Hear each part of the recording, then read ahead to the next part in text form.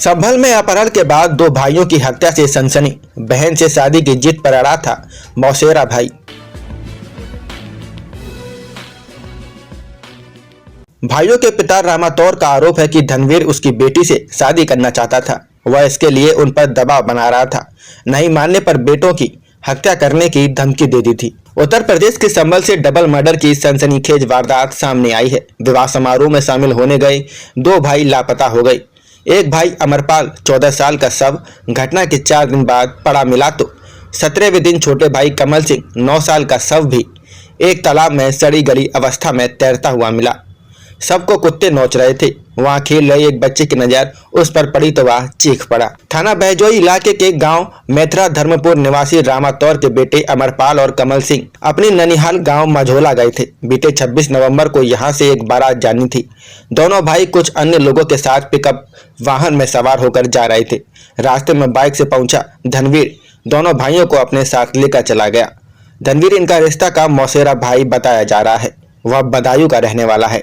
एक के बाद एक मिले बच्चों के शव। इसके बारे में पता चलने पर पिता रामातौर की तरफ से 27 नवंबर को धनारी थाने पर आरोपी धनवीर के खिलाफ नामजद एफआईआर दर्ज कराई थी। घटना के 4 दिन बाद 29 नवंबर की सुबह एक गन्ने के खेत में पुलिस को अमरपाल का शव पड़ा होने की खबर मिली। पुलिस ने शव बरामद कर पोस्टमार्टम को भेज दिया, जबकि दूसरा भाई कमल सिंह का पुलिस कोई सुराग नहीं लगा सकी।